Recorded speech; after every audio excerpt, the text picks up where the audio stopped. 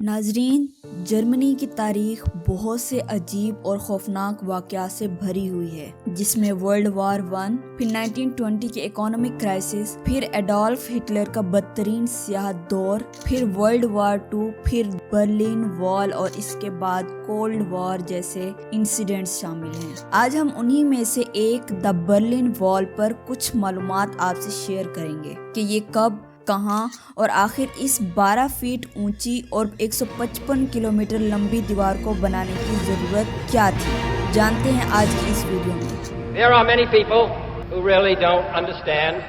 Let them come to Berlin.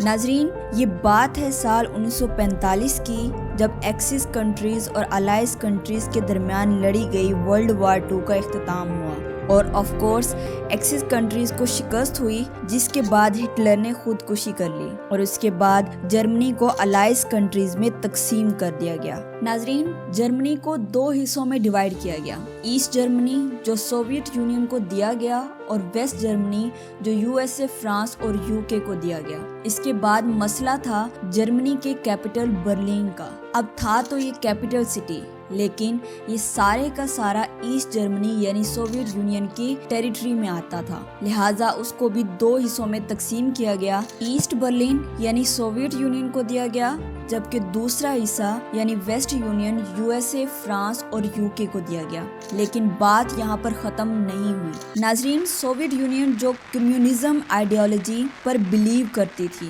اور you S اے جیسی countries capitalist ideology پر blue کرتی تھی، اور اس آئیڈیالوجیز کے ڈیفرنس کو لے کر شروع ہوئی دونوں الائز کنٹریز کے بیچ cold war. Or ask the Congress, above and beyond the increases I have earlier requested to space activities. You S اے اور الائز ایک طرف، سوویت یونین اور الائز ایک طرف، اور اس جنگ کے اثرات آف کورس برلن میں بھی دیکھنے کو ملے، جہاں ایسٹ برلن کے لوگ سوویت یونین کی کمیونزم آئیڈیالوجی کو ناپسند کرنے لگے۔ اس کی بڑی وجہ اکنامک کرائسس اور بے روزگاری تھی، تو اس کا نتیجہ یہ نکلا کہ بڑی تعداد میں لوگ ایسٹ برلن کو چھوڑ کر ویسٹ برلن میں جانا شروع ہو گئے، جہاں روزگار کی صورتحال ایسٹ سے کافی بہتر تھی۔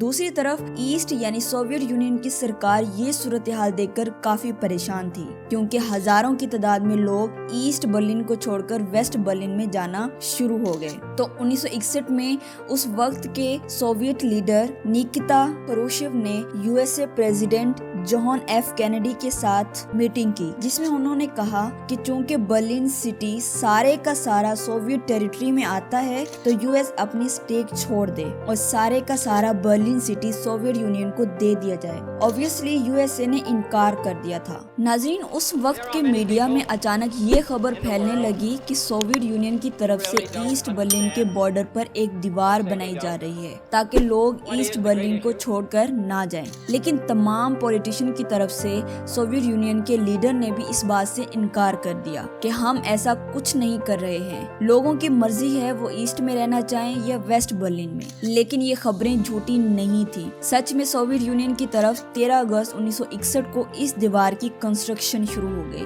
لیکن سوویت اس بات کو پبلک نہیں کرنا چاہتا تھا، اس لیے اس نے اس دیوار کی تعمیر کو سیکرٹ رکھا تاکہ اس میں کوئی رکاوٹ نہ آئے۔ یہاں ایک اور بات سمجھنا بہت ضروری ہے کہ یہ دیوار شروع میں ہی کوئی کنکریٹ سٹرکچر نہیں تھی، بلکہ سوویت یونین کی طرف سے انیشلی کچھ رکاوٹیں لگا کر ایک دیوار جیسے سیٹ اپ کو کمپلیٹ کر لیا گیا، وہ بھی صرف 2 ہی دنوں میں۔ لیکن لوگ پھر بھی ویسٹ برلن جانے سے باز نہ آئے، لوگوں نے کسی نہ کسی طریقے سے لیڈرز لگا کر اور رکاوٹوں کو ہٹا کر، یا پھر جن لوگوں کے گھر قریب تھے ویسٹ برلن کے، تو ان لوگوں نے اپنے گھروں کی چھتوں سے اور کھڑکیوں سے ویسٹ برلن میں چھلانگیں لگانا شروع کر دی۔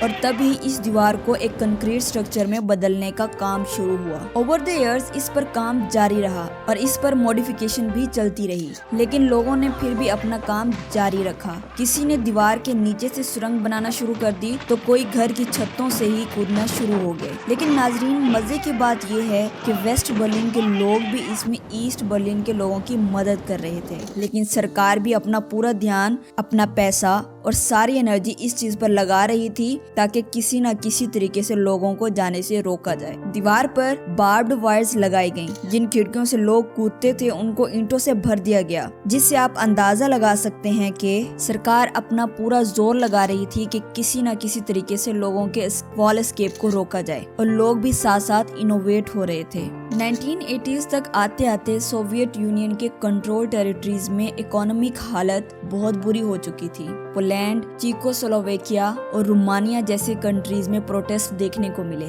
فائنلی 1985 میں سوویت یونین کے لیڈر نے حالات کو سمجھا اور برلن وار پر ریسٹرکشن کو کچھ حد تک ریلیز ڈاؤن کرنے کا حکم دیا، اور دوسری طرف US پریزیڈنٹ رونالڈ ریگن نے بھی جرمنی کے برینڈنبرگ گیٹ پر کھڑے ہو کر یہ اسپیچ دی، جس سے عوام کا پریشر سوویت یونین پر مزید بڑھ گیا۔ Today I say, as long as this gate is closed, as long as this scar of a wall is permitted to stand, it is not the German question alone that remains open, but the question of freedom for all mankind. آخرکار Soviet کی طرف سے اس وقت کے spokes person کو order دیا گیا کہ وہ پریس ریلیز کریں کہ ہم ریسٹرکشنز کو ریلیز ڈاؤن کر رہے ہیں، لیکن انہوں نے غلطی سے بول دیا کہ ہم without any delay immediately release down کر رہے ہیں۔ As I understand it, it goes into effect immediately, without delay. یہ سننا ہی تھا کہ لوگوں نے ہزاروں لاکھوں کی تعداد میں برلن وال کی طرف بڑھنا شروع کر دیا۔ یہ کراؤڈ اتنا زیادہ تھا کہ وہاں پر کھڑے گارڈز اس کو سنبھال نہ سکے۔ بالآخر 9 نومبر 1989 کو اس دیوار کو توڑ دیا گیا، اور اس دن کو ہسٹورک دن مانا جاتا ہے۔ اتنے سالوں کی جدائی کے بعد ایسٹ اور ویسٹ برلن کے لوگ واپس سے ری یونائٹ ہو گئے۔ فیب 1990 میں پہلی بار فری اینڈ فیئر الیکشن کروائے گئے۔ جس پارٹی نے یہ الیکشن جیتے اس نے سب سے پہلے زور دیا کہ جرمنی کو فلی یونائٹ کر دیا جائے، اور بالآخر 3 اکتوبر 1990 کو ایسٹ اور ویسٹ جرمنی کو ملا کر پھر سے ایک مکمل جرمنی کا ملک بنا دیا گیا۔ ناظرین، ویڈیو کے سٹارٹ میں ہی جیسے ہم نے آپ کو بتایا کہ ایسٹ اور ویسٹ جرمنی کی علیحدگی ڈیفرنٹ آئیڈیالوجیز کی بنا پر ہوئی تھی، اس طرح ان کی یونیفیکیشن بھی سیم آئیڈیالوجیز کی بنا پر ہوئی، جس سے ظاہر ہوتا ہے کہ اگر ایک کنٹری میں رہنے والے لوگوں کی آئیڈیالوجی کو سیم کر دیا جائے تو ایسا کنفلکٹ جس نے سوویت یونین کو توڑ دیا تھا اس کو بھی سلجھایا جا سکتا ہے۔ ناظرین، آج کی ہماری یہ ویڈیو آپ کو کیسی لگی کامنٹ سیکشن میں ضرور بتائیے گا۔ خوش رہیں، خوشیاں بانٹتے رہیں، اور ہمارے چینل کو لائک، شیئر اور سبسکرائب کرتے رہیں۔ اللہ حافظ۔